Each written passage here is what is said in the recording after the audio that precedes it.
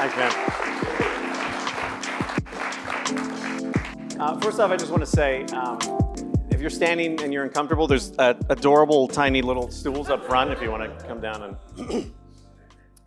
I'm also going to say this. I was actually really excited to do this until Lonnie came up with all her notes, and I was like, wow. And then I realized how underprepared I am, so let's just be ready for this to go poorly.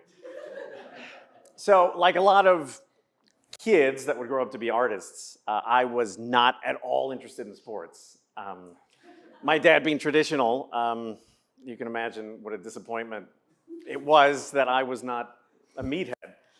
Not that I'm criticizing meatheads. Some of my best friends are meatheads. George Jack and I go back years, and I support his athletic lifestyle. But for me, I was interested in staying home, playing with my action figures, and watching VHS movies. And like, you know, Dick Tracy, Indiana Jones, Jurassic Park. But there came a time when it wasn't enough to just watch movies. I needed to make movies and tell my own story. And like Ian Malcolm would say, life finds a way. And so I asked my dad, I go, hey, can I use the video camera? Come on. And he's like, yeah, you've already disappointed us enough. Go ahead, just do whatever. So I did. And I mean, my younger brother was like 7 years younger than me. So yes, I put him in some of my films, but you know, you do what you can. You use the neighborhood kids, or I would just make stop motion with my action figures, and it was just, you find your own way. And yeah, so I went on to study film, and it was great. But then life happened. And out of college, I found a job, and I said, well, I'll just do this for a little while. And then a little while turned into about a decade. And I'll be honest, though. I mean, it was a good job as marketing and advertising, but I hated myself because I wasn't pursuing what I wanted to. So finally, in 2008, a miracle happened, and the world economy crashed and burned.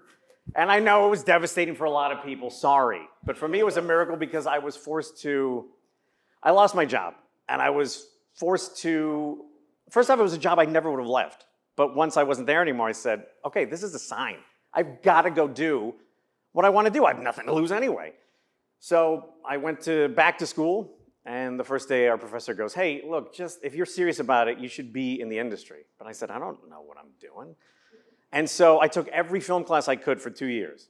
And I found out that during the summer, they had no film classes. So I volunteered to clear out the storage room. And in return, I was able to use all the gear and whatnot, learn my trade. And then when I was ready, I said, okay, great, I'm going to Hollywood. And that was a nightmare. It was, it was horrible. I worked for a lighting house, and it was great making connections and whatnot and learning your trade, but I saw a lot of things that I did not like. This is 2010. You see a lot of unethical things. I saw a lot of sexual harassment. And this is before Me Too became the powerhouse that it is. And so you could speak up, but you'd be blacklisted almost immediately. You'd be labeled a troublemaker. So after 6 months, I came back to San Diego with my tail between my legs, and I said, maybe that's it for me. But I said, no, I've got to find a way. And this was an amazing time because cameras were more affordable. You could buy a DSLR, shoot in HD, and you could do it for pretty cheap. And if you wanted people to see your stuff, great. You had YouTube, you had Facebook. It was a time when people who wanted to tell stories could. There was no excuse. You wanted to show people your stuff, great. Put it out there, promote it, do whatever you have to do. But I did learn that as a filmmaker, it's such a collaborative art. You can't do it alone, obviously. And so I was also surprised to find a pretty amazing community here in San Diego. And what I liked about it was LA, it's backstabbing, it's backbiting, it's mean. But here, let me start by saying it's a small community. But what's nice about it is we keep each other accountable. If there's somebody doing something unethical, something horrible, other people are going to find out about it real quick, and they should. And it was good, and it's been good. I've met some amazing friends and some amazing collaborators. A lot of you are here in this room, and I'm happy to know you. I'm happy to work with you. So here's a couple tips, I think, if you're just starting out. And I don't have the fancy notes but I have a couple bullet points on my phone here. So first off, everybody that's here, bravo, because you're doing the right thing. You're networking. That's huge. So good on you guys. But aside from networking, you really have to, I think it only works if you're legitimately interested in people. And if you're gonna act, if you're gonna tell stories, if you're gonna write, if you're gonna film stuff, you need to know about people. You need to tell these stories. You need to have different perspectives. And also, and this is hugely important, don't be unpleasant. I know so many people that are very talented that I would never work with because they're unreliable, they're unpleasant, I don't like their attitude. And so sometimes you have to work with second best because you can count on second best. And that's a huge thing. The other thing is this. Sometimes people criticize you. They're like, "Oh, you're faking it till you make it." Yes, because you have to. This is an industry of make-believe, right? I mean, everything. We're filmmakers, we're storytellers, we're actors. Sometimes you have to project success before you get success. Sometimes it doesn't work. Don't do it more than, I don't know, a year maybe, I guess, because then you're just living a lie. But in the meantime, let people know, look, this is what I want, and you attract the things that you want, I think. The other thing is this. Don't let anybody shame you for what is selling out. I did a series called Jordan Hates on YouTube, right? Because I wanted to get my name out there. And I go, well, what do people like on the internet? Oh, bitching and complaining. Great. So I did a series of videos, and people would write in and be like, oh, do a video on puppies, do a video on pizza. I love puppies and pizza, but whatever, I'll do a video on it. And when I took it to KPBS, they go, that's not really our thing. But what about Jordan Loves? And I was like, what is that? Okay. And I realized I had their interest, so I developed it, and we did a first season. And it was okay. But people would say, oh, you're selling out? Of course I'm selling out, because what even is selling out? Yes, I like to do things on my own terms. Who doesn't? But the fact of the matter is, this being a collaborative art, sometimes you got to take a little crap. And it happens, and if you do it well, and if you do it long enough, pretty soon at the top of that layer cake, and you're the one doling out the rules. You're the one making it. You can't just be a child, be like, well, these are my toys. You got to share your toys sometimes until you get to, I'm not saying I'm at the top, but I'm dealing with a lot less bullshit than I did at the beginning, and that is very nice for me. I think the most important thing is this. If you're gonna get into it, do it because you love it. Because I was struggling for like 6 or 7 years just paying my dues, which you do have to do, before anybody of significance like KPBS or the Old Globe actually became aware of me. And so, because I've known people who are like, well, I'm gonna get rich. No, you're not. Just stop. It's not. But we do it because we're storytellers. We have to act, we have to write, we have to make films because it's inside of us, and we need to get it out because it's who we are. The fact of the matter is, when I was in advertising, I was doing really, not to toot my own horn, but beep, beep. I was making a lot of money, a lot. And then I get into the arts, and suddenly I was not. And, but the fact of the matter is, I'm happier now that I'm doing what I love. And honestly, like, how can you not be? I'd rather fail at this than succeed at anything else. I do it because it's inside me. I need to tell these stories. I need to kick them out. And if you're doing it for the right reasons, then who cares what kind of success other people want to project on you? Because success is what you feel it is. And quite honestly, I feel great about it. And I will tell you one last thing. My father's come full circle. He's no longer disappointed that I didn't become a jock.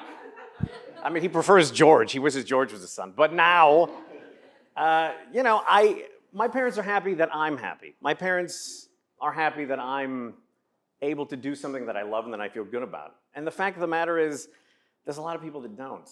There's a lot of people that are still going to say, well, you sold out. Okay, congratulations. Enjoy wallowing in obscurity. Your medal's in the mail. The fact of the matter is this. I'm successful by my standards, and our own standards, really, that's all that matters. So I just want to say congratulations to all of you here. I mean, networking is the first step. For God's sake, be pleasant. Don't be an asshole. And keep moving forward, because I honestly think that this is the right move. And lastly, I want to thank Jam, and I want to thank the lovely Sorianos for putting this on. Thank you for inviting me out here. This is nice, and I look forward to meeting all of you. Thanks.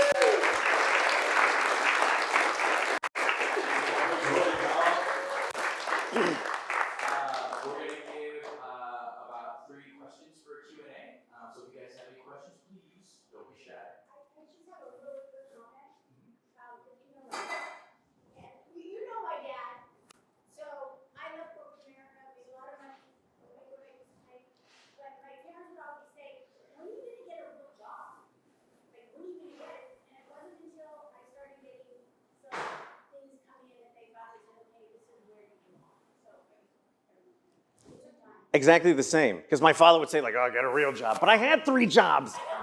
But now, look, it's the arts. Sometimes I have no job at all. And I always say this, people go, what do you do? I go, I'm a filmmaker. Unless there's no films to make, and then I'm just the guy who stares at his phone all day.